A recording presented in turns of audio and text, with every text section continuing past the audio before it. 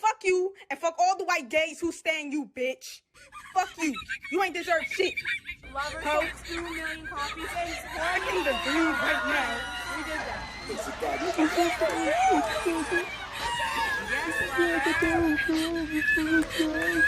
fucking hag. That's what you are. Never release music again. Never.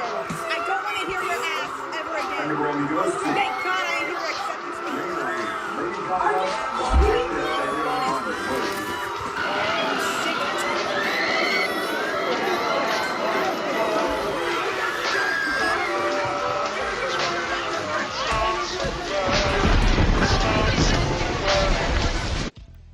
These videos are really funny. I'll be the first to admit that I saved a thread of Swifties going ballistic after Taylor lost her Album of the Year nomination at the Grammys. Whole parties of people gathered around a TV, decked out in hundreds if not thousands of dollars in merchandise from a woman they will never know, feeling the same overwhelming pain that you might feel over getting in an argument with your close friend, but instead over a parasocial relationship with a celebrity, over her not getting her 13th special golden trophy.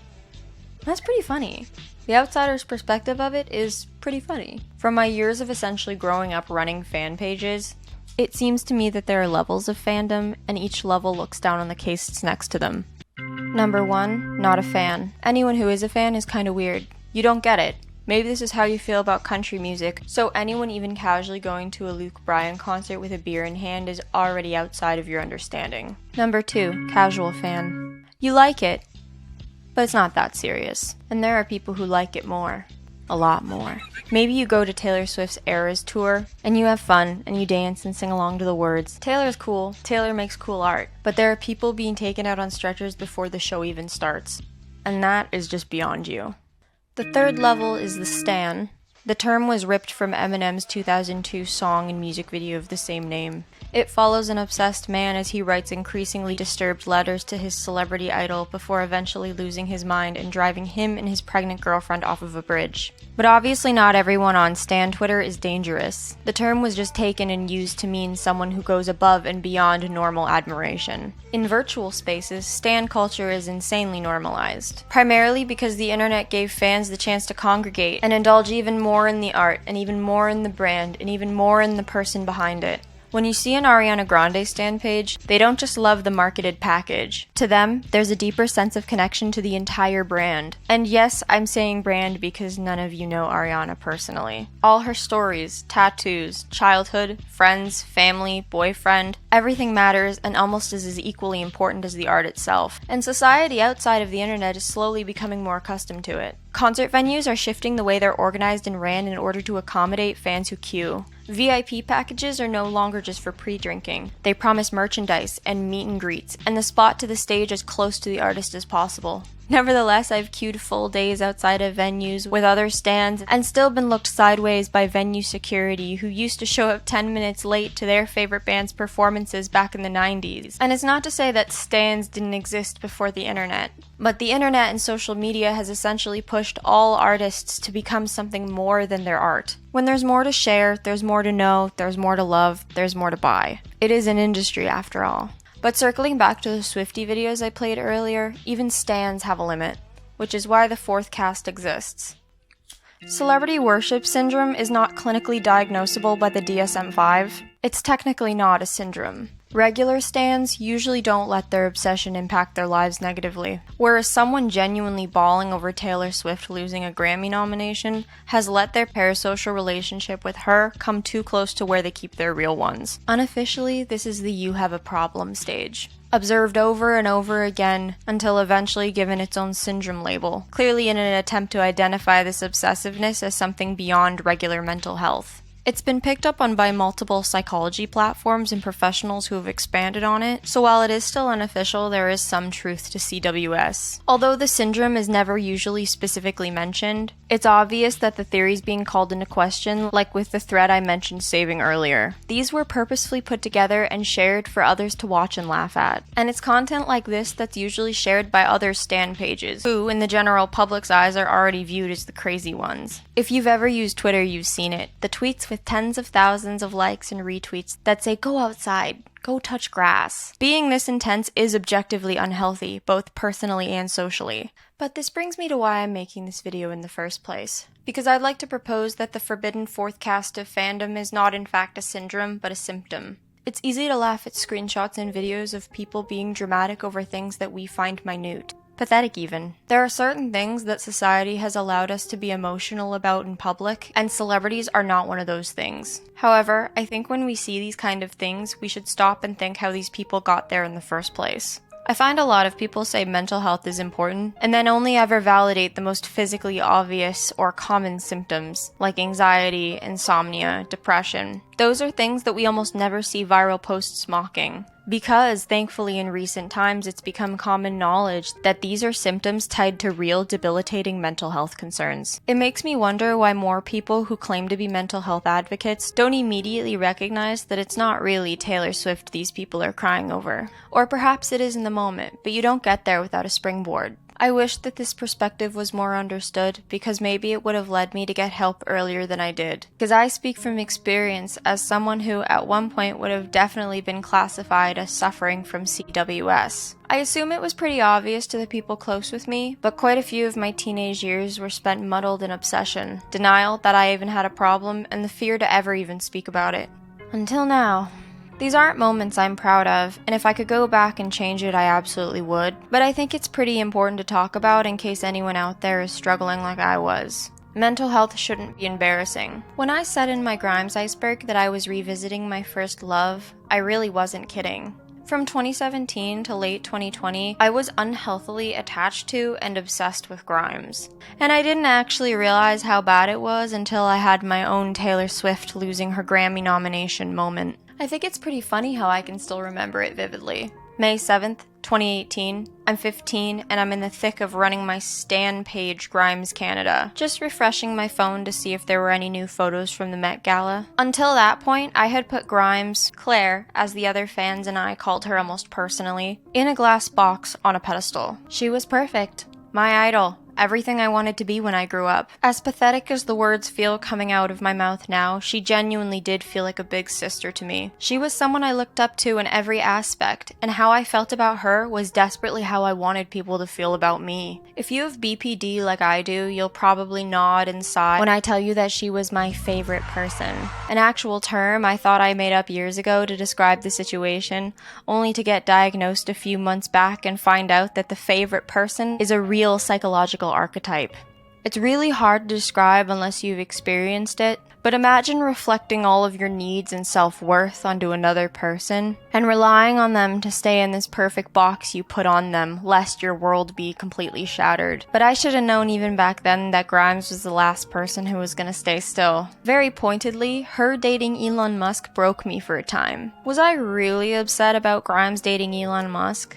It felt like it at the time. Here was someone I transferred a lot of energy towards keeping perfect in my mind, only for them to step off the pedestal and be revealed as the real controller of their life, with their own opinions, likes, dislikes, wants, needs. If Grimes wasn't everything I wanted to be, then who did I want to be? I had never experienced this kind of heartbreak. And honestly, it scared me more than it made me sad. It was a combination of feeling like a close friend had died, and complete and utter embarrassment to ever say anything about it that just prolonged the turmoil. I'd continue to post, looking for any reason to confirm that she was still my favorite person, that she could still be glued together and put back. She needed to be perfect because I couldn't be. At the time, the internet's biggest and funniest joke happened to be my largest stressor, and I found myself at the worst point of my life. It's honestly still kind of hard to talk about, because I feel really embarrassed even saying anything. I mean, the concept does sound funny, doesn't it? That an uninvolved party could seriously become depressed over a celebrity's relationship? And every time I've ever tried to bring it up to somebody, it's been met with what seems to be giggling through the eyes. Like they were telling me to get a real problem and go outside and touch grass. So, I just shut up. And I watched Grimes run so far away from that glass box that trying to put her back would be useless. I never addressed or revisited that phase in my life until I found another favorite person. And that stabbing pain in my chest when they broke out of the glass box too was an all too familiar feeling. First, my teeth go numb. Then my stomach inverts. I can't cry at first, although I try. And then everything just shuts down. I got diagnosed with BPD pretty soon after that, and that's an entirely other can of worms to open up in another video. It gave me a lot of perspective to look at the miserable girl I used to be. Holy shit. Maybe I wasn't just crazy. I didn't deserve to be looked at sideways for struggling. I wish more people were interested in the reason behind a behavior rather than the behavior itself, because there's always a reason. So I watch these videos and I read these tweets and I wonder what's actually happening. I chuckle because in my universe, the idea of having feelings over someone like Taylor Swift who never fit my idea of cool or perfect anyways just seems pathetic. And who knows, maybe that's the caste thing happening again. There is a major issue with people wanting to diagnose things based on individual symptoms. Having a panic attack is a symptom in a lot of mental disorders, but just because you have panic attacks doesn't mean you have a panic disorder. Having parasocial relationships is also observed in many mental disorders, but that also doesn't mean that everyone having parasocial relationships struggles from an attachment disorder. More often than not, us celebrity worship syndrome sufferers are experiencing other symptoms as well. Everything is connected, and if the general public had the ability to give me a label, I'd have been misdiagnosed. So this brings me back to my main point.